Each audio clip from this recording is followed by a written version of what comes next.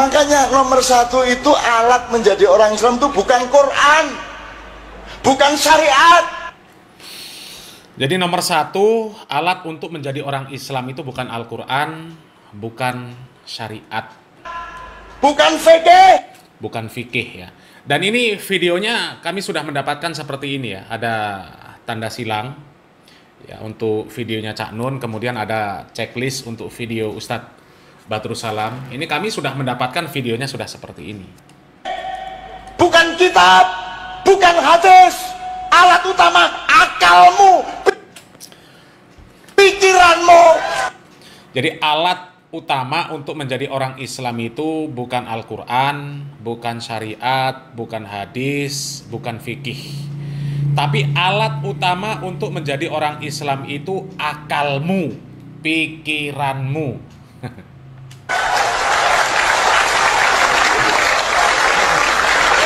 Nggak terima, duel kita. Nggak terima, duel kita. Ngapain duel? Demikian pula ya akhwal Islam, orang yang lebih mengedepankan akalnya sulit juga dapat hidayah. Ini penjelasan dari Ustadz Badrus Salam ya. Orang yang beragama pakai akal ya. Kalau pakai akal itu ya jelas ya. Cuma kalau mengedepankan akal itu maka akan sulit mendapatkan hidayah. Orang yang menganggap seakan pendapatnya, ra'yunya itu yang benar. Makanya iblis la'anahullah ketika diperintahkan oleh Allah untuk sujud kepada Adam, ternyata iblis menolak dengan akal dia. Apa kata dia? Khalaqtani min nar wa khalaqtahu min tin. Ya Allah, engkau ciptakan aku dari api, sedangkan engkau ciptakan Adam dari tanah. Seharusnya dia dong yang sujud sama saya. Dia tolak perintah Allah dengan apa?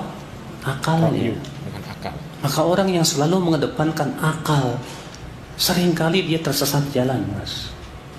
Iya. Kalau ada dalil yang tidak sesuai dengan akalnya, apa kata dia? Gak masuk di akal saya. Pahamilah, akal diciptakan oleh Allah bukan untuk menentang Al-Quran dan hadis. Ya.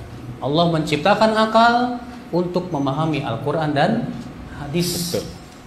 Akal harus tunduk kepada wahyu. Dan wahyulah yang harus dijadikan sebagai apa? Ya, sebagai komandan, sebagai apa?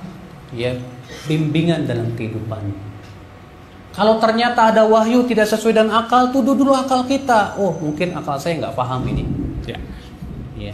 Kita terkadang ketika ada dalil yang tidak sesuai dengan akal kita, yang kita tuduh dalilnya, Pak. Ya, salah. Kalau dalil itu sudah sahih, oh, hadisnya sudah sahih, tapi kok kayaknya nggak masuk akal saya. Mungkin saya nggak paham ya. Di negeri kita ini banyak sekali penceramah kaum muslimin ya, tapi sayang banyak penceramah yang ngawur. Dan yang ngawur itu bukan hanya sekedar orang-orang yang dinilai tidak memiliki pendidikan agama, bahkan pimpinan pondok pesantren pun banyak yang ngawur. Salah satunya Gufron, itu ngawurnya sangat luar biasa. Yang ngaku bisa bahasa malaikat, bahasa jin, bahasa semut, bahkan nggak tanggung-tanggung mengaku namanya itu bisa dijadikan jawaban pertanyaan malaikat Munkar dan Nakir. Ditanya man robbuka, man nabiyuka, ma dinuka, jawabannya Gufron. Itu kan ngawurnya luar biasa. Sebenarnya kalau banyak penceramah, ceramahnya betul, yang disampaikan Al-Quran, yang disampaikan hadis, berdasarkan penjelasan para ulama, dia menjelaskan penjelasan ulama, penyambung lidah para ulama, ya sebenarnya bagus. Artinya semakin banyak pendakwah, agama Islam ini semakin tersebar. Tapi karena banyaknya penceramah-penceramah yang ngawur ya, agama ini bukan malah tersebar, tapi malah carut-marut. Ya, mengatakan modal utama untuk menjadi orang Islam ini bukan Al-Quran, bukan wahyu, ya, bukan syariat, bukan hadis, bukan fikih, tapi akal. Itu kan ngawurnya luar biasa. Ngawurnya luar biasa. Ya. Akal itu di dalam Islam posisinya sangat penting. Sangat penting. Ya. Bahkan keberadaan akal itu dipertanyakan oleh Allah Subhanahu wa taala. Kalau orang yang nggak berakal, ya nggak akan diurus, artinya nggak akan diberikan catatan amal, nggak akan ditanya oleh Allah Subhanahu wa taala. Ya, orang yang nggak berakal itu dia nggak dibebani syariat. Ya. Dan salah satu tanda pentingnya akal, salah satu isyarat pentingnya akal ya di dalam surat Al-Baqarah ayat 44. Di sana Allah Subhanahu wa taala mengatakan atamuruna an-nasa bil birri wa tansawna anfusakum wa antum tatlunal kitab afala taqilun. Ya. Engkau memerintahkan manusia untuk berbuat kebaikan. Wa tansawna anfusakum, tapi kalian melupakan diri kalian. Wa antum tatlunal kitab, sementara kalian itu baca kitab, afala taqilun. Ya, apa kalian nggak pakai akal kalian? Kemana akal kalian? Keberadaan akal itu penting di dalam syariat Islam.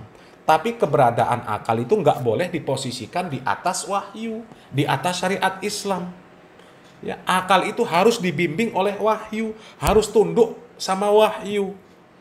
Ya, karena banyak sekali syariat Islam ini yang kita pikir pakai akal yang nggak masuk akal. Ya, laki-laki sama perempuan, sama-sama manusia, sama-sama terbebani syariat Islam. Sama-sama bisa menghafal Al-Quran. Tapi laki-laki bisa menjadi imam untuk sholat bagi perempuan, sementara perempuan nggak boleh jadi imam sholat bagi laki-laki. Nggak boleh. Meskipun laki-lakinya nggak hafal Al-Quran, perempuan hafal Al-Quran, tetap nggak boleh.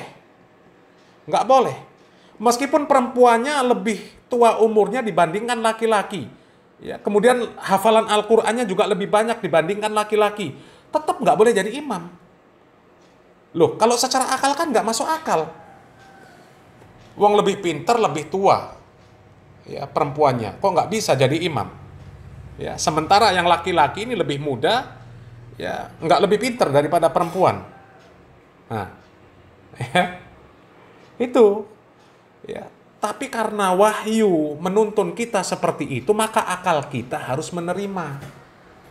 Itu. Ya, kalau tadi bener ngawur. Ngawurnya sangat luar biasa. Dan orang-orang yang ngawur ini, keberadaannya, ini sudah diisyaratkan oleh Nabi Muhammad SAW. Sejak Nabi Muhammad SAW masih hidup, akan datang orang-orang yang ngawur itu. Ya, Nabi Muhammad SAW mengatakan, sayati ala nasi sanawatun. Akan datang di tengah-tengah manusia tahun-tahun yang penuh dengan kedustaan. Ya, yusaddaku fihal kadzib. Akan dibenarkan orang-orang yang pendusta itu, dianggap jujur. Wa yukadzabu fihas shadiq. Dan akan didustakan orang-orang yang jujur. Orang-orang yang jujur itu akan dianggap pendusta. Wa yu'tamanu fihal kha'in wa yukhawwanu fihal amin. Amanah akan diberikan kepada orang yang khianat, ya. Sementara orang yang amanah akan dikhianati. Ya. Itu suatu zaman akan datang yang seperti itu, wayang tiku fiha ruwaibidoh, dan akan berkata pada saat itu yang namanya ruwaibidoh. Ya. Kemudian para sahabat bertanya, wa ma ruwaibidoh ya Rasulullah? Apa itu ruwaibidoh wahai Rasulullah? Ya. Kemudian Rasulullah SAW mengatakan, ar-rajjulut tafihu fi amril ammah, orang yang bodoh yang akan mengurusi urusan orang yang banyak. Ya. Jadi sudah diisyaratkan oleh Nabi Muhammad SAW orang-orang seperti ini. Ya, orang nggak ngerti masalah agama Islam, dia ngurusi masalah agama Islam, akhirnya ngawur. Ya, disebut modal utama jadi orang Islam itu akal, bukan wahyu, bukan syariat Islam. Kan ngawurnya luar biasa. Ya. Padahal di dalam awal-awal Al-Baqarah juga Allah Subhanahu wa taala sudah mengatakan dzalikal kitabul la raiba fih hudal lil muttaqin. Itu petunjuk. Akal kita itu mengikuti petunjuk tersebut. Ya, bukan akal kita yang jadi modal awal. Ya, akal kita untuk mengikuti petunjuk. Itu loh. Ya. Dan banyak sekali syariat Islam ini yang kalau kita pikir dengan akal nggak masuk akal. Nggak masuk akal. Ya, bahkan sahabat Ali bin Abi Thalib radhiyallahu an, ya, di dalam hadis beliau mengatakan, "Laukanad dinu birra'yi, ya, lakana asfalul khufi aula bil mashi min a'la." Seandainya agama itu pakai hawa nafsu, ya, pakai akal maksudnya, maka bagian bawah khuf itu lebih berhak untuk diusap daripada bagian atasnya. Ya. Wa qad ra'aitu Rasulullah sallallahu alaihi wasallam yamsahu ala zahiri khuffaihi. Akan tetapi aku melihat Nabi Muhammad SAW itu mengusap bagian atas sepatunya. Ya. Jadi menunjukkan bahwa agama ini bukan hanya pakai akal. Itu kalau kita pikir pakai akal nggak masuk akal. Yang kotor bagian bawah, yang diusap yang atas. Kita pakai kuf, pakai sepatu, itu kan yang kotor yang bawah. Yang positif kotor. Tapi Nabi Muhammad SAW ketika berwudu tanpa melepas kuf, yang diusap atasnya, bukan bawahnya. Ya. Dan banyak ya syariat Islam itu kalau kita pikir pakai akal ya nggak masuk akal. Ya. Kita bertoharoh ketika tidak ada air, ya. Kita diperintahkan toharoh pakai debu, tayamum. Ya. Pakai debu kita tayamum. Padahal debu itu asal usulnya ya macam-macam. Bisa jadi debu yang terbang itu ya dari tempat-tempat yang kotor. Bisa jadi. Ya. Sementara ada sesuatu yang sebenarnya benar-benar bersih. Ya, contoh air kelapa. Itu jelas bersih, nggak diragukan lagi. Nggak ada kotoran sedikit pun yang masuk di sana. Positif, bersih. Nggak akan ada yang namanya kotoran. Ya, tapi nggak boleh bersuci dengan itu. Bersuci ya dengan debu kalau nggak ada air. Ya, kalau kita pikir pakai akal, nggak masuk akal. Debu itu kan bisa berpotensi kotor. Ya, sementara air kelapa nggak mungkin kotor. Tapi kenapa nggak boleh pakai air kelapa? Harus pakai debu karena wahyu menuntun seperti itu. Tuh, ya. Ketika kita menghilangkan najis mughaladhah, ya, salah satunya harus dicuci pakai tanah. Kenapa pakai tanah? Sekarang kan sudah canggih, ada deterjen. Pakai deterjen selesai. Ya. Tapi wahyu mengatakan tidak seperti itu, harus dengan tanah. Kita harus terima, meskipun nggak masuk akal. Tanah berpotensi kotor. Sementara kalau deterjen, positif bersih. Ya kan seperti itu. Ya. Jadi modal kita dalam beragama itu wahyu, bukan akal. Ya. Semoga bermanfaat.